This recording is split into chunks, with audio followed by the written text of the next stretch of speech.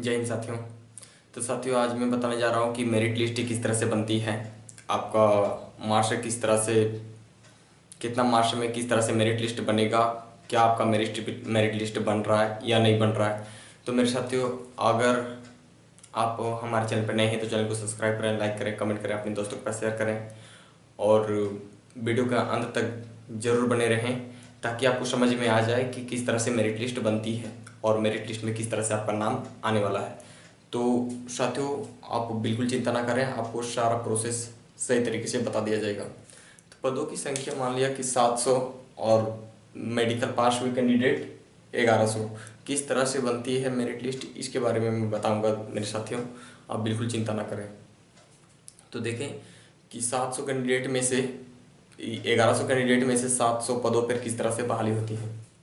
एनसीसीसी certificate, sports certificate और excellent candidate सब मिला करके मान लेते हैं 70 कैंडिडेट हैं। कितना? 70 कैंडिडेट। तो 1100 कैंडिडेट में से 1100 कैंडिडेट जो कि मेडिकल पास हुए हैं, तो उसमें से बच जाता है क्या, 70 कैंडिडेट को माइनस कर देते हैं। 70 कैंडिडेट माइनस, तो बच गया 1030 कैंडिडेट। ठीक है, 1030 कैंडिडेट और सीटों की संख्या भी बच 70 माइनस कर देते हैं तो 630 सीट। पद बच गया 630 सीट पर किस तरह से मेरिट बनती है, इसके बारे में मैं सही तरीके से जानकारी दूंगा। आपका मेरिट किस तरह से बनता है।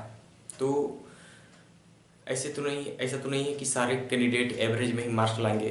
कुछ ऐसे कैंडिडेट होते हैं जो मेहनत करके पढ़ाई में भी तेज तरार रहते हैं, अच्छी मेहनत किए हुए रहते हैं और रनिंग भी बेहतर रहता है। जो शुरुआत से ही सोच लेते हैं कि मुझे फौज में जाना है और फौज की तैयारी बहुत पहले से ही कर रहे होते हैं, तो उनका रनिंग भी सही होता है और एग्ज़ाम भी सही होता है। तो देखें कि वैसे ही कैंडिडेट एग्ज़ाम में कितने मार्क्स लाए हैं। 190 मार्क्स से 200 के बीच, 190 मार्क्स से 200 के बीच लाने वाले कैंडिडेट कितने हैं, तो 10 कैंडिडेट। ठीक है, और 180 से 190 के बीच लाने वाले कैंडिडेटों की संख्या कितनी है, तो लगभग 30 कैंडिडेट। और 170 से 180 के बीच लाने वाले कैंडिडेट की संख्या कितनी, 170 नंबर से 180 मार्क्स के बीच में लाने वाले कैंडिडेटों की संख्या कितनी है, तो लगभग 60 से आपका मेरिट बनती है। ठीक है, तो सिर्फ देखें कि ये कैंडिडेट हैं, सारे कैंडिडेट हैं जो इतने मार्क्स यानी कि 190 से 200 मार्क्स के बीच और 180 से 190 मार्क्स के बीच, 170 से 180 मार्क्स के बीच और 160 से 170 मार्क्स के बीच।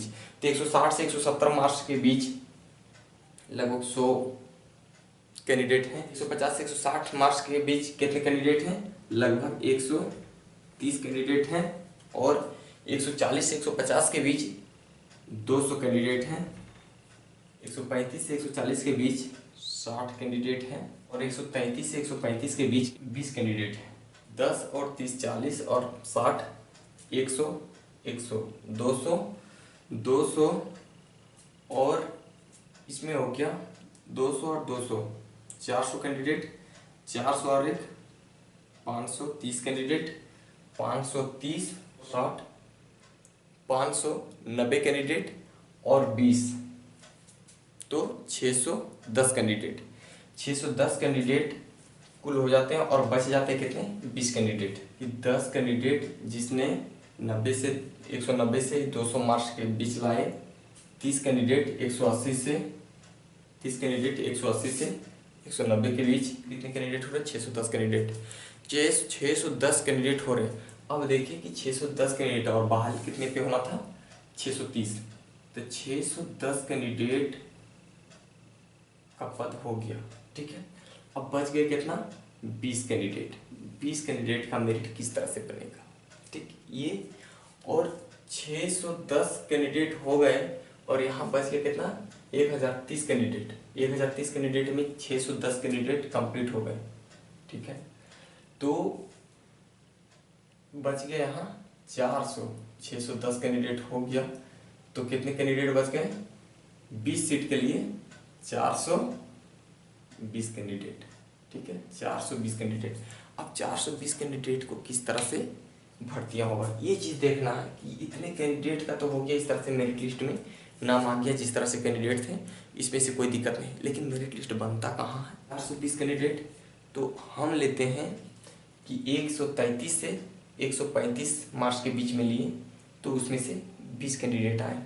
अब क्या है कि 132 लेते हैं, तो 132 मार्क्स लेते हैं, तो 132 मार्क्स में लगभग 300 कैंडिडेट आ जाते हैं। कितने? लगभग 300 कैंडिडेट आ जाते हैं। 132 मार्क्स में 300 कैंडिडेट आ जाते हैं, तो 300 कैंडिडेट में से हमें 20 ही कैंडिडेट को लेना है एक क्वेश्चन पे। ठीक है, एक क्वेश्चन पे 2 मार्क्स। ठीक है, एक क्वेश्चन पे 2 मार्क्स दिया जाता था, और एक गलत होने पर, एक क्वेश्चन रॉन्ग होने पर, 0.5 मार्क्स काट लिया जाता था। यानी कि 2 क्वेश्चन गलत होने पर 1 मार्क्स काटा जाता था। 2 रॉन्ग तो 1 नंबर, 2 गलत हो जाती थी तो 1 मार्क्स काट लिया जाता था। ये 300 कैंडिडेट आ रहे हैं। अब जाएंगे इससे हल्का सा उच्च मार्क्स में, तो 132.5 मार्क्स में गए। तो 132.5 मार्क्स में कितना सीटों की संख्या कितनी थी? 20।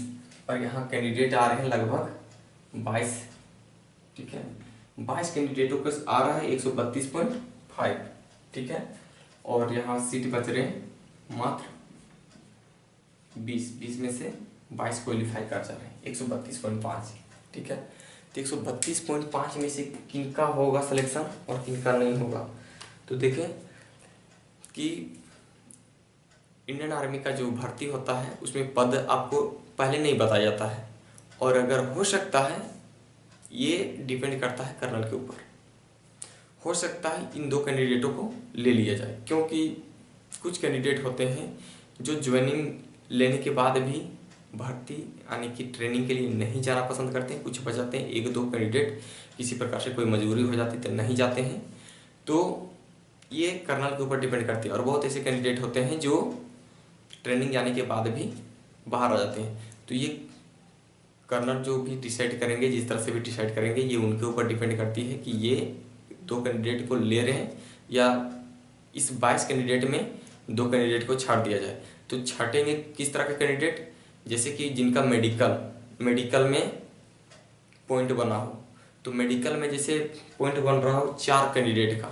ठीक है, 4 कैंडिडेट जो हैं उनका मेडिकल में पॉइंट बना हो कि 4 कैंडिडेट री मेडिकल से गए हैं, तो री मेडिकल में 4 कैंडिडेट गए थे, क्या सारे कैंडिडेट को छाड़ दिए? 4 कैंडिडेट तो नहीं, तो दो तो फिर भी बच जा रहे हैं। तो इनमें से देखेंगे कि इन कैंडिडेटों में से ज़्यादा पॉइंट किस कैंडिडेट का बना है।